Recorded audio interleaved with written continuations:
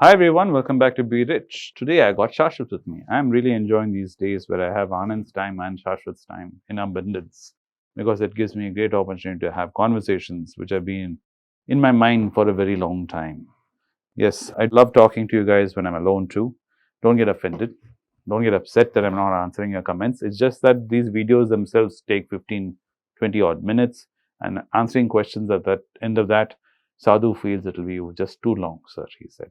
No one likes sitting and watching a feature movie, especially in the evening after a rough day at office. But you do live streams and stuff. Yeah, I do live streams. There you can catch me. I put my number up as I'm being called Dave Ramsey, Chennai style. I give out my number. Do catch me on that channel. Where most days I do try to come on towards the evening or afternoon, and whoever's online at the time. I don't want to give us fixed time, so I don't want you to get FOMO on it and fixate on that I must be to catch. So it's just like a random conversation. Like you bump into someone in office or at home and you just have a conversation. That's how I want to keep it. So I do put it up saying I'll be coming online in 5-10 minutes because my days are fluid. So those, like Shashwath said, are long format where I am there for an hour or so answering all kinds of questions. And Sadhu also gets a break because I do that whole thing with a small action camera off my laptop. So that's interesting. Anyway, I digress. I'm sure I've already taken enough time. Sadhu's shaking his head in disappointment. So I shall jump into the topic today. What do you have for us, Shashwath? None other than tariffs. Oh, lordy lord. Okay, here we go. Tariffs again. Yeah. Well, so when Trump is gifting us, I guess we should celebrate. Yeah. Just off camera, I said that today we've gotten banana leaf food and Trump is feeding us very kindly, very generously, like a good host does. Yeah, let me see. Where is all our pharmas? So Dr. Reddy is trading at 17 times earnings. Cipla is trading at 22 times earnings. So there's a big beating in the market that's going on. Cipla is a company that used to trade, I think, at 28, 29 times earnings, and now it's come down. I don't know. Dr. Reddy is at 17, man. Yeah, it used to be trading at 30 times earnings or something. Yeah. So these are companies that I thought that, I'd never see the light of day when it would go to these levels. Yeah, these levels. But, Trump has said, please sit down. And in a traditional South Indian style, he said, Vanakkam vanga, yella saapadu saaptu ponga. So that's what we're going to do, I suppose. Yeah, for those of you who do not know Tamil, he's saying, please enjoy this hospitality I'm giving you.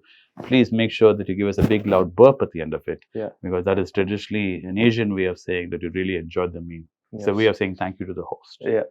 So NATCO is up 2%. Not bad. Yeah. Yeah, but still below 1,000. Yeah. But all things considered, it looks like we're getting some food to eat as investors. I remember over the past 2 years when the Nifty bull run had been going on, a lot of people were asking that, sir, can we buy today? When will we get an opportunity? The way you keep talking, we'll never get an opportunity. But lo and behold, sometimes a very kind soul comes and passes by and he says, you know what? You know what most viewers will be most upset about, Shashwath? Yeah. They're like, why couldn't you tell me this in the morning when the market is open, you fools? It is now 8 o'clock in the evening and markets are closed. Why are you telling me this now? Yeah. Don't panic. Don't worry. Tomorrow's another day. We're Tiffin Coffee Range investors. Trump is not going anywhere. Yeah. Yeah. So and you're not going to see Dr. Reddy from being 17 PE going to 30 PE overnight. If it does, then you should be very worried. Yeah. It takes time. Yes. So that being said, I want to talk about what exactly is happening with Trump. How long it could go for. What is at stake here. So those of you who are following the Hindi channel, Paisa Bolta Hai, please do follow if you do understand Hindi. We talked about the idea where Trump and Modi have a shared common interest. Because before this, purely being apolitical, there was a bond, at least a visible bond between Trump and Mr. Trump and Mr. I think it's still there though. It's still there. Yeah, they still have a connection. Yeah, they have a connection. They have a good relationship. Prime Minister Modi was able to secure a good relationship with Mr. President Trump. But if you look at why they're feuding, though not openly, they're feuding while Trump on policies. Yes, while President Trump says that Mr. Modi is a great man and India has been a great ally to the US. They feel that the trade tariffs that we're putting on them is unfair. And if you look at Prime Minister Modi, he's not come out and said that Trump has done something to India or backstabbed us. they're keeping it at a very cordial level in the Trying to figure it out. Yeah. So the reason that this is happening, though, why two friends might have come at a head openly, is because there's a problem with shared interests. There is one specific dish that is on this Ela Sapadu that both of them want access to, and I would say it's like more like the last chocolate in the box. yeah, last chocolate in the box. That they can't decide who should be having it. Yes, and if you ask me what it is agriculture. Trump and our Prime Minister, Mr. Modi, want this agricultural base of theirs to be happy with them, or at least, if not happy, not be upset with them. So, if you remember in the recent past, though it feels like ages ago now, farmers' protests were happening in Delhi, and there was talk of farmers entering Delhi and going in and actually, protesting outside government buildings. Then they put up spikes and all that. Let's not revisit that. But the point is that happened. And he had to repeal a lot of the farm laws that he passed. When you look at electoral voter bases, the Kisan voter base, or rather the farmer voter base, is important for politicians. Yeah. So when you are in that northern region, let's say Haryana, Punjab, all the way even down south, though we cultivate vastly different crops and we have different, MSPs that we care about. However, to upset farmers means to upset a large part of your voter base. I think a large chunk of the labor employed today in India is in the agricultural sector. So we have many agricultural tariffs that we've put on goods to protect our farmers from foreign entrants. However, who until now didn't have a problem with these tariffs, has a problem with these tariffs because he has already pissed off his farmers in a different way. He's pissed them off by blocking illegal immigrants to come in and work, or let's not say illegal, let's say grey cheap market. Labor. Yeah, cheap labor, grey market immigrants to come and or work. Affordable labor. Yes, affordable labor, which is their main input. Whatever technology you say, and you can talk about tractors being advanced and irrigation being advanced, you still need some form of cheap labor to make your agricultural products. True, very true. So the farmers have already felt a lot of pressure due to Trump's immigration policies, and he is trying to curry a favor with them before, at least this is my reading of things, and a lot of people in the Economic Times and other news stands seem to agree with me. They seem to agree that there is a tension going on in the US between agriculture and the president, and him getting votes in the midterm elections. So for him to secure the votes in his belt, in the southern belt, he needs to be able to please these people. And our Prime Minister is stuck in a catch-22 because on one side he has a very dear friend asking him to give him some leeway in terms of agriculture, but on the other end he's already he's had a rough patch with his own farmer base in India. So you see both of these men coming to a head on this particular issue, which is why there hasn't been a deal already, is what I believe. Because as India, we're usually very pliant and we're happy to make a deal when we can make a deal. I'm pretty sure that our foreign minister, as well as our Chamber of Commerce minister, and our Prime Minister, of course, have offered many different portfolios and offered to reduce tariffs on many different ends. But that one key tariff, which US President Trump wants to be broken down, hasn't been done yet. So Trump is, of course, ratcheting up pressure. And I'll tell you why Trump is able to ratchet up pressure. The imports that US has from India are non-essential imports. IT services, fair enough. Tomorrow I don't have a TCS employee working for me and doing my, work. That's fine. I can circumvent that, and remote work is possible. And for you to tax remote work is very difficult. Cost of setting up a US entity is very low. He circumvents the tariff. You can't put a tariff on services very easily. This is one thing. Second, so that's not going to affect his bottom line as much. Second thing that he's doing is second import that he has is textiles, jewelry. People can do without jewelry for a while. There isn't any big riot that's going to happen in the US because jewelry has gone up by 10% or 15%. That's not going to happen. So you have IT and textiles and jewelry, and then you have another piece of the puzzle, which is Pharmaceutical goods. Pharmaceuticals, Yes, pharmaceutical goods. Again, the kind of pharmaceutical goods that we produce in India are not uh, top of the line innovative. Yes, we do have some innovative drugs that we do sometimes come up with. However, most of the time we produce generic pharma and we supply to the US. But pharma supplying is not a manpower heavy production. It's a machinery heavy production, and it's an R&D heavy production.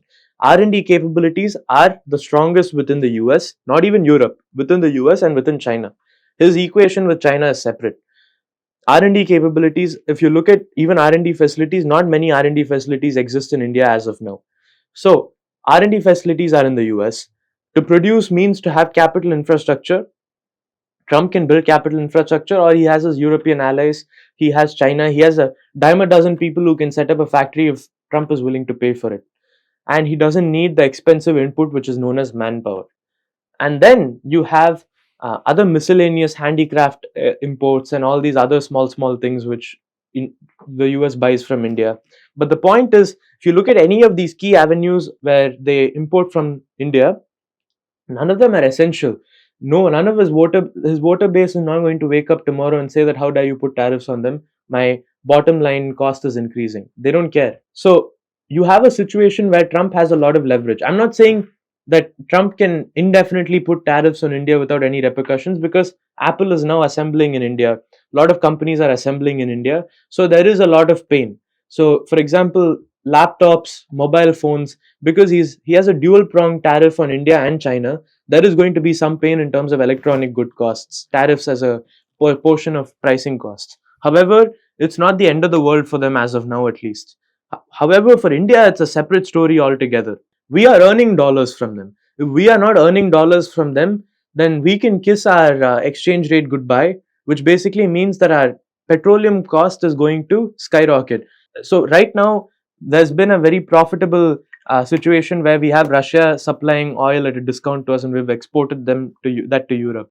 However, there's going to be a situation now where Mr. Modi will have to contend with letting go of some of the tax revenues he gets from petroleum, because either he has to give some price relief or something has to give, where our prime minister is now stuck between a rock and a hard place. Either you take an exchange rate devaluation, or you have to take some levels of price increases. Either way, it's not going to be very pretty for our country. And actually speaking, if your exchange rate does devalue anyway, you're going to see inflation. So it's a double whammy, it's not an either or. So either Prime Minister Modi is willing to let agricultural goods into the country, which I feel is very unlikely. Maybe it might happen if there's enough pressure. But the point is, Mr. Trump seems to have understood that his partner has had an open side which he's not covered up yet, and he's exploiting it for what it's worth. This is what I feel is happening. And if there is no direct pressure on Trump to come to a consensus and accept anything less than a complete surrender of the agricultural markets in India, there's going to be a problem where Trump is going to continue ratcheting up pressure as far as there's no pain for him. And I don't see any pain for him in the immediate situation. So for people wondering whether this tariff is going to resolve tomorrow, it all depends on whether Prime Minister Modi is willing to make a hard decision. What do you think about this? Where do you think it's going? Well, I don't agree with you 100%. Okay. First, the reason why Trump is doing most of this is because he, like you said, midterm elections, and his voter base are the red states, and they are majority farmers. The problem is not because of cheap labor, because that is what they wanted. They wanted the Mexicans stopping to come, his base, that is. They are all distracted with the Epstein files, and that is a major source of embarrassment for him. Because the reason why he can't expose those Epstein files, I don't know for what reason, there's be something in those files which he doesn't want out. Like his tax records. For the longest time, he kept saying the IRS can release it, they don't release it, then there's my constitutional right. Something and all he said, but he never, it died. Yeah. He made sure there's enough news cycles where it died. This thing is not dying. He's tried every single way to hush it. So he feels by getting his base a big win. Yeah, not a win. Something more to distract him. He doesn't really care about the farmers. He doesn't care about anybody but himself. So if he gets this and he says, I got this, and he waves this around, it will be a great source of distraction for him to ride till the election cycle, because the election cycle is coming closer and closer. Even Musk, Elon, who said he's against him and was very upset with him, is donating bags and bags of money to Republican candidates. He's not supporting any Democratic candidates. So his main problem is his base itself. It's not that billionaires have walked away from him or business owners have walked away from him. They're all supporting him, but this is where the problem lies. So for him, it is not a question of caring about the farmers, or he wants something for his red states, who are majority MAGA supporters are farmers, for them to show and see, I got you something. Here, look at this victory I got you. You want to be able to supply, flood India, So this is his major thing. And like you rightly said, Modi's problem is because he can't afford to instigate a full blown on problem in India right now, because he's got enough issues already. With all things that have happened recent past in the last year, he cannot upset the apple cart, because already there's lots of resistance to him. If it was in a position where he could afford to take the punch on his face, like last time with the farmer repelling, he would do it for his friend. Yeah. Because he'll say, okay, don't worry, 6 months, you would have won your midterm. I can hold my fort for 6 months, and then we will slowly reverse it backdoor, and we'll get back to where we were. 2014. 1 minute. Yeah. Shway. Yeah. So this is where it's standing at. So, but even as far as you saying, he's in a position of strength, he doesn't need. That may be true, but Indian companies still need to generate revenue, like what Titan is doing, opening, a factory in UAE and shipping it from there, where there's going to be hardly any tariffs, because UAE, US have hardly any tariffs. So they have to put a made in UAE labor sticker and send it on. This is true with our pharmaceuticals also. Mostly all our pharmaceuticals have outside India operations. So they'll send it there. And this is fundamentally the reason why tariffs don't work nowadays, because it might have worked 100 years ago when we were all isolated pockets of countries, making local manufacturing. We did not have a global trade network. Shipping was not such a big thing. 100 years forward, shipping, connectivity, logistics, everything has made it, supply chain has made this redundant, because you put a tariff on this side, I'll send it from that side. That's what China is also doing. China saying, okay, you put a tariff on me, I don't care. I'll send it to Vietnam and send it. I'll send it to Thailand and send it, because Thailand and Vietnam need China. Because they've all become, lots of them have become like satellite states. Even Pakistan, for all the things he says about Pakistan oil, there's hardly any oil in Pakistan. They're saying there is reserves there. That has to be explored. And that is a 40-50 year process. Putting an offshore rig, and drilling down for oil, it takes time. He'll make it sound as if like tomorrow they're going to be pumping oil and processing it and flooding the world with oil. Even if there are reserves of that sort. And Trump is only there for another 2 years. There's no oil rig that will be set up and petrol coming out of Pakistan. And even if it is there, the Chinese would be the first one to take it. Most of the ports which are operated in Pakistan are controlled by Chinese companies, Chinese interests. And I can understand that too, because Pakistan needs money, their economy is in shambles, so they take any partner who's willing to help them out. So I don't understand what Trump is trying to do. I don't think this ploy of his is going to get much traction with Modi. He's better off trying some other approach. If he really wants a concession on this, he wants access to agriculture. That's where I disagree. I'm not saying I agree with you. I think he has to take another tact, because he's tried Russian oil, right? He's tried now pharmaceuticals, because pharmaceuticals increasing tariffs only hurts him, doesn't hurt us. There's enough people in the world. The world is 8 billion people strong. Americans are only 300 odd million, right? They might be the world's reserve currency and might be willing to pay more dollars for a strip of medicine than the rest of the world. But you can make it up in volume somewhere else. There's other opportunities for these pharmaceuticals to look.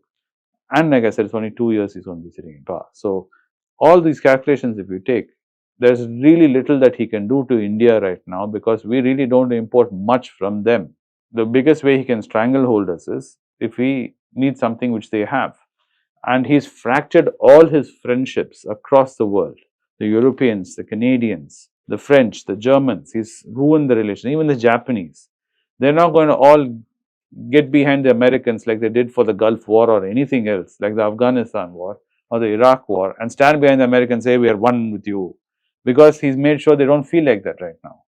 So any country would be ready to deal with us without Americans. Americans leveraging, he's only going to threaten more tariffs on them, saying, if you now do business with India, I will do this to you, right? It's not going to work anymore because there's going to come a point where it's a breaking point where the rest of the world, which is happening with Singapore Prime Minister who came recently, said it in a forum.